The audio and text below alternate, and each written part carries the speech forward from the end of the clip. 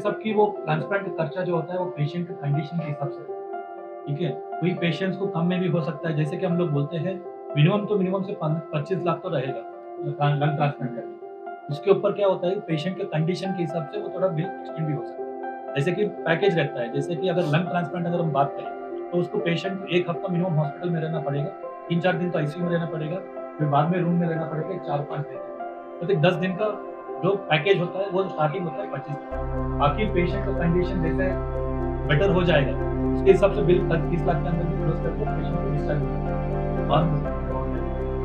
भैया देखिए क्या होता है कि अगर लंग ट्रांसप्लांट हम लोग जो बात करते हैं वो सिर्फ हम लोग लेंगे कैडावर से। कैडावर बोले तो ये होता है कि कोई ब्रेन डेड केसेस, जैसे कि कोई रोड एक्सीडेंट हो गया, पेशेंट को पूरा ब्रेन डेथ हो गया है, तो ब्रेन काम नहीं कर रहा है, बाकी सब चीज़ें ऑर्गन्स सही है लेकिन ब्रेन डेड है, तो उनका फैमिली वाले को काउंसलिंग करके गवर्नमेंट ने को बताती है कि ये पेशेंट को ऑर्गन देने के लिए रेडी है family.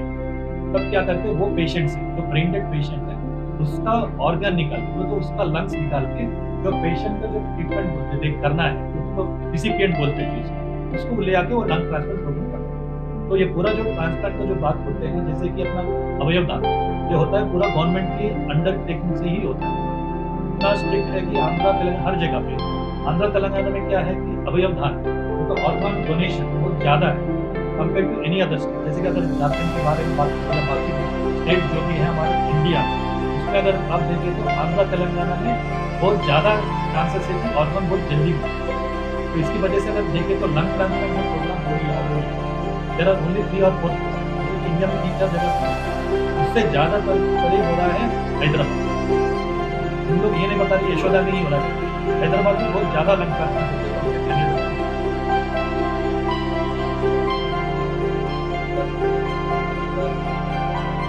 Recovery rate is 90% in the first 1 year sir, क्योंकि अगर पेशेंट अच्छे 2 लीटर्स और 3 लीटर्स ऑक्सीजन पे आ गए तो रिकवरी बहुत अच्छा रहता। जो भी पेशेंट हमने बोले कि 2 हफ्तों में डिस्चार्ज हो गए, वो 2 to 3 लीटर्स ऑक्सीजन पे आते। ये 90% और 10% जो बच जाते, वो पेशेंट्स जो है जिनका रिकवरी उतना अच्छा नहीं होता, वो बहुत लेट आ चुके हैं, अगर वेंटिलेटर पे या एक्मो पे आए, उनका रिकवरी रेट थोड़ा कम होता।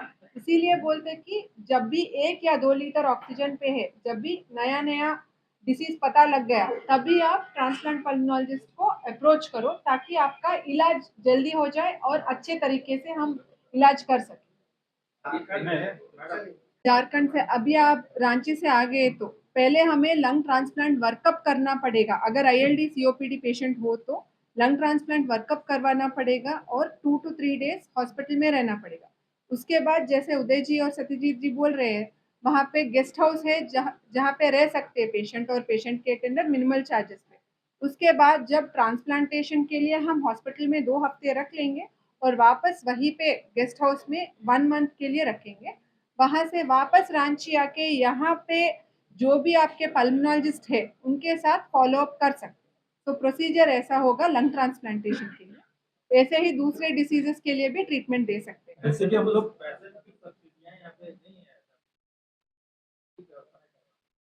देखिए भाई, जो हम लोग लंग ट्रांसप्लांट तो कोई पेशेंट हैदराबाद आना पड़ता है ना, तो उनको मिनिमम रुकना पड़ेगा, 3 महीने तो रुकना ही पड़ेगा हैदराबाद, ताकि उसको प्री जैसे मैडम ने बताई थी कि प्री इवैल्यूएशन करना पड़ेगा। उसके लिए 2-3 दिन हॉस्पिटल में स्टे रहेगा, फिर बाद में उसको गेस्ट हाउस में रहना पड़ेगा। फिर पेशेंट को वापस यहाँ नहीं आ सकता है, क्यों बोले तो कोई ब्रेन डेड पेशेंट मिल गया, अगर खबर मिल गई हॉस्पिटल को कि ऐसा ऑर्गन रेडी है, तो पेशेंट यहाँ रांची से तो उठा के नहीं आ सकता, 1 घंटे, 1.5 घंटे में नहीं पहुँच सकता है। तो इसलिए हम पेशेंट्स को बताते हैं कि 3-4 महीने का व्यवस्था करके आप आइए हैदराबाद के लिए।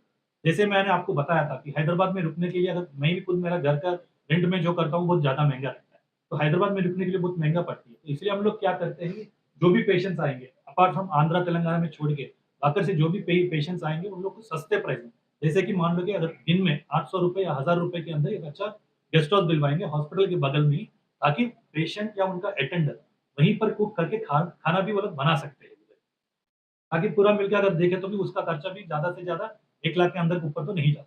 सर इंश्योरेंस फैसिलिटीज सर हमारी रीजनल पार्टी है, तो उसकी वजह से क्या है वो सेंट्रल गवर्नमेंट से नहीं चलता है। तो उसकी वजह से हमारा लोग खुद का ही गवर्नमेंट का स्कीम तो प्राइवेट इंश्योरेंस तो होगा ना, जैसे प्राइवेट हाँ, सब है, इंश्योरेंस सब से है लंग हमारे पास। ट्रांसप्लांट करवा सकते हैं। अगर आपका क्वेश्चन वो हो तो प्राइवेट इंश्योरेंस में हो चुका है, बहुत सारे पेशेंट्स को प्राइवेट इंश्योरेंस में किए हैं। विदाउट को पेमेंट